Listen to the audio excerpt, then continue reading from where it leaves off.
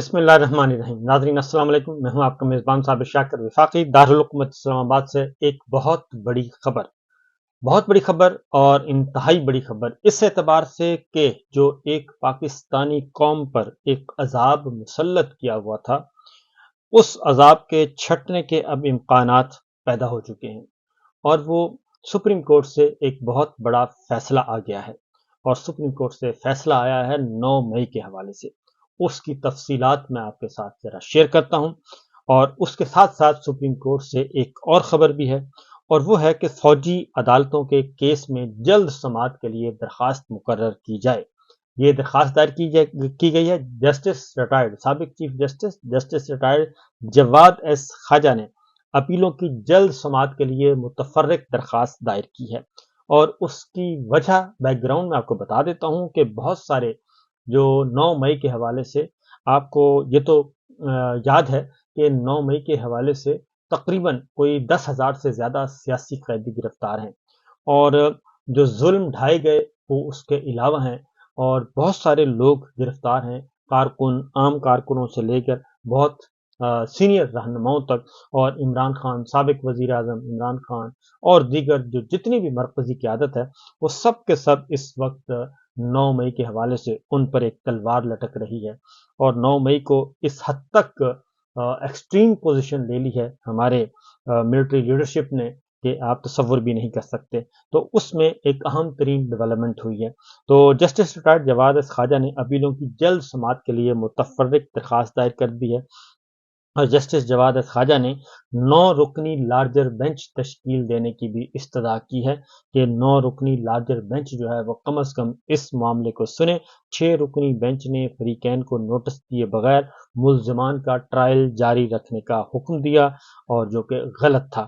متفرق درخواست میں یہ بھی کہا گیا ہے کہ میڈیا رپورٹ سے معلوم ہوا ہے کہ 6 رکنی بینچ ٹوٹ چکا ہے، اور فوجی عدالتوں میں سیولینز کا ٹرائل مکمل ہو چکا ہے، اور بری ہونے والے کسی ملزم کو ابھی تک رہا نہیں کیا گیا، اور سپریم کورٹ نے ملزمان کی رہائی سے نہیں روکا تھا، لیکن اس کے باوجود جو ہے وہ نہ ہی رہا کیا جا رہا ہے، اور نہ ہی مقدمات کی کوئی پتہ چل رہا ہے کہ لوگ ہیں کہاں، اور جو لوگ رہا ہو کے آئے ہیں وہ جو بتا رہے ہیں وہ رونگٹیں کھڑے کرنے والا ہے۔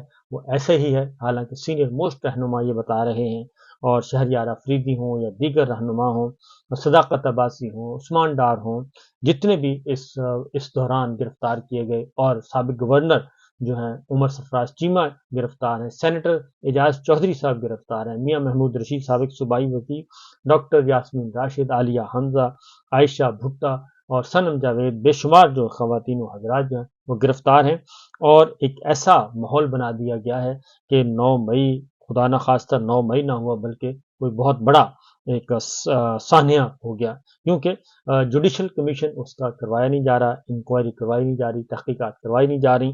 تو اس سلسلے میں آج سپریم کورٹ میں درخواستیں پہنچی ہوئی تھی ضمانت کی، کیونکہ ضمانتیں نہیں ہو رہی، اور نہ ہی ڈسٹرکٹ کورٹ نہ ہی ہائی کورٹ، کیونکہ پریشر بہت ہے، تو لہٰذا آج سپریم کورٹ آف پاکستان میں 9 مئی کے ملزمان کی ہوئی ہیں ضمانتیں، اور اس کی ڈیٹیل جو ہے وہ میں آپ کے ساتھ شیئر کر لیتا ہوں۔ یہ سپریم کورٹ نے 9 مئی کے 5 ملزمان کی ضمانتیں منظور کر لی ہیں، اور پولیس اور استغاثہ کی ناقص تفتیش پر سپریم کورٹ کے آنریبل ججز نے انتہائی سرزنش کی ہے۔ جسٹس جمال خان مندوخیل نے یہ ریمارکس دیے کہ کیا ریلی نکالنا یا سیاسی جماعت کا کارکن ہونا جرم ہے؟ کیا ایک ہیڈ کانسٹیبل کے بیان پر سابق وزیر اعظم کو غدار مان لیں؟ خدا کا خوف کریں، یہ کس طرف جا رہے ہیں؟ اور اس کے ساتھ ساتھ ایف آئی آر میں دہشت گردی کی دفعات لگانے پر جسٹس جمال خان مندوخیل نے کہا، کیا آپ کو پتہ ہے انسداد دہشت گردی کی دفعات کن حالات میں لگائی جاتی ہیں؟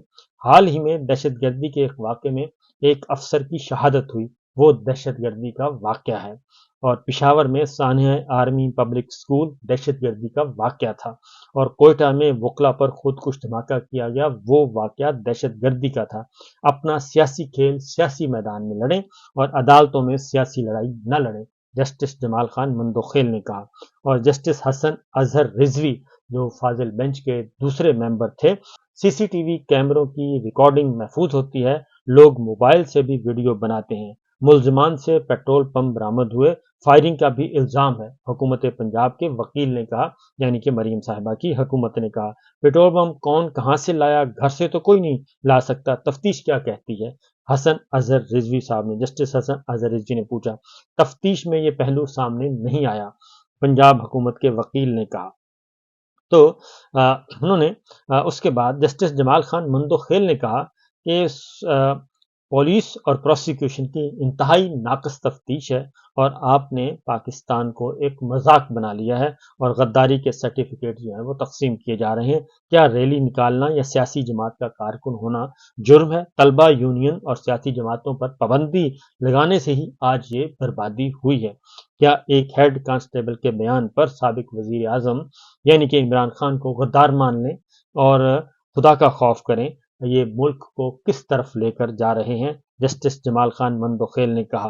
और जस्टिस हसन अजहर रिजवी साहब ने पूछा कि क्या मुल्जमान के खिलाफ कोई शवाहिद हैं आपके पास? क्या कोई उनकी सीसीटीवी कैमरों से कोई शनाख्त हुई है?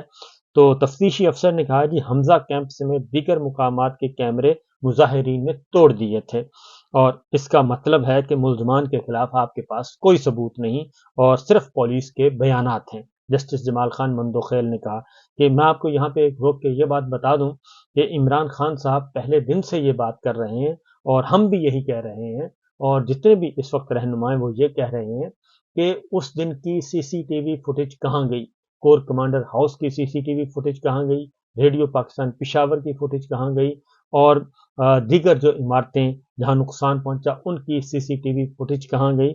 और इसके साथ साथ एक और भी इस्लामाबाद हाई कोर्ट से ये मामला शुरू होता है, इस्लामाबाद हाई कोर्ट से जब साबिक वजीर आजम इमरान खान को इस्लामाबाद हाई कोर्ट के खिड़कियां शीशे तोड़ के गिरेबान से पकड़कर उनको उठाया गया था और वकला के सर फाड़े गए थे, तो उसकी सीसीटीवी फुटेज भी इस्लामाबाद हाई कोर्ट से चोरी हो गई थी और वो आज तक नहीं मिल सकी। और इस्लामाबाद हाई कोर्ट के चीफ जस्टिस ने एफआईआर दर्ज करने का हुक्म दिया था, वो आज तक नहीं हो सकी। तो ये इसलिए ये सारा कहा जा रहा है कि इसका मतलब है कि मुल्जमान के खिलाफ, जस्टिस जमाल खान मंदोखेल ने कहा कि मुल्जमान के खिलाफ कोई सबूत नहीं है, सिर्फ पुलिस के बयानात हैं।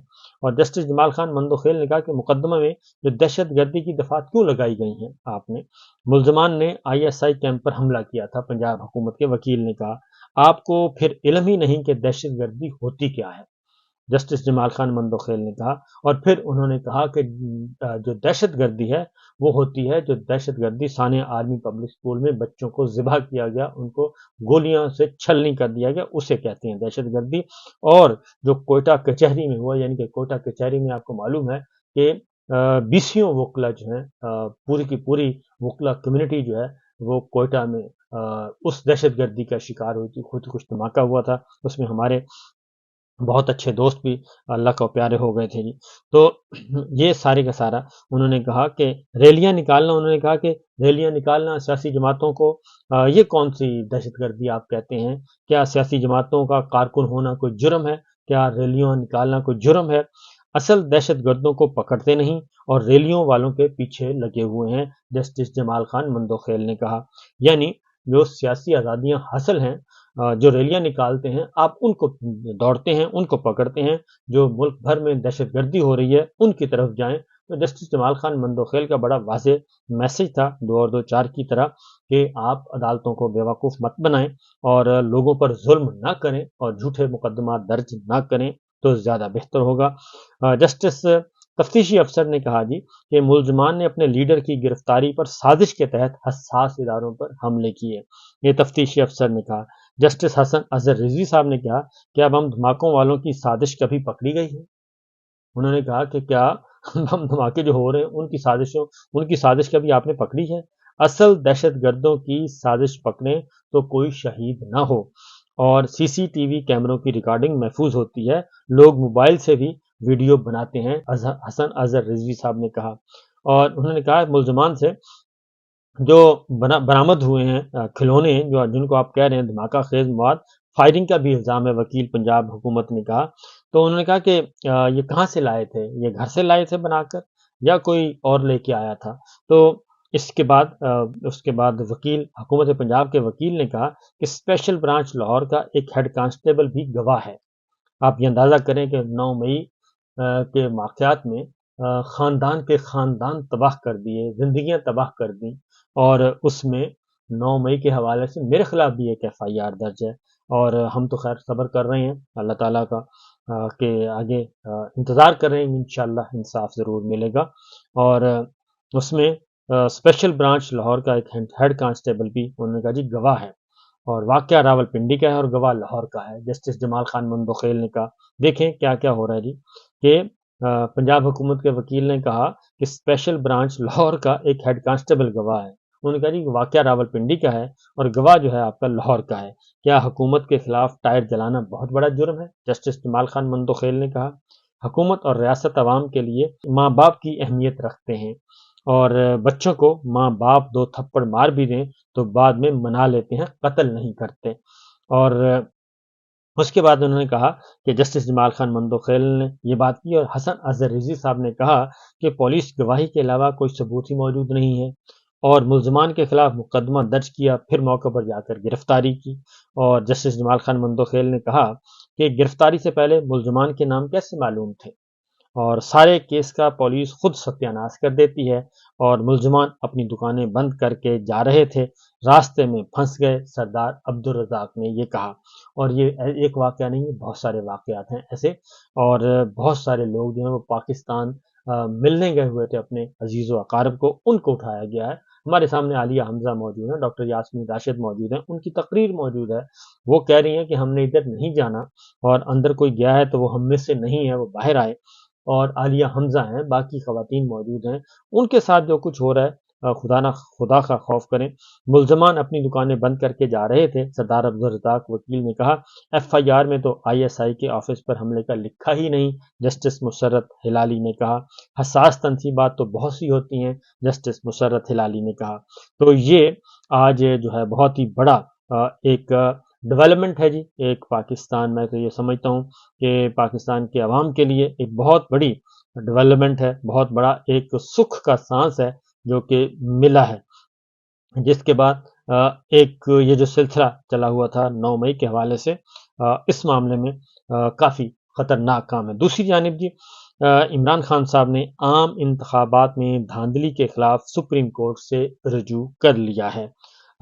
یہ میں آپ کو بتا دوں کہ سپریم کورٹ میں جو دھاندلی ہوئی، عام انتخابات میں دھاندلی ہوئی ہے، اس میں اب باقاعدہ طور پہ پیٹیشن فائل کر دی ہے، اور عمران خان صاحب نے عام انتخابات میں دھاندلی کے خلاف سپریم کورٹ سے رجوع کر لیا ہے، اور اس طریقے سے 9 مئی کے 5 ملزمان کی تھانہ نیو ٹاؤن میں جو مقدمہ درج تھا اس میں ضمانت منظور کر لی ہے سپریم کورٹ آف پاکستان نے، اور حکم دیا ہے کہ ملزمان کو فی الفور رہا کیا جائے۔ یہ ہے معاملہ، اور یہ ہے آج کی سب سے بڑی خبر، کیونکہ کل ہی وزیر اعلیٰ خیبر پختونخوا علی امین گنڈاپور سمیت تقریباً 22 رہنماؤں کے خلاف ناقابل ضمانت وارنٹ گرفتاری جاری کیے تھے 9 مئی کے ہی حوالے سے۔ اس میں شبلی فراز ہیں، سینیٹر شبلی فراز ہیں، مراد سعید ہیں، اعظم سواتی ہیں، ڈاکٹر شہباز گل ہیں، اور واسق صداقت عباسی ہیں، واسق قیوم عباسی ہیں، بے شمار لوگ ہیں جن کے خلاف یہ کل ہی ناقابل ضمانت وارنٹ گرفتاری جاری کیے گئے۔ تو یہ ہے صورتحال اور یہ ہے سچویشن جناب۔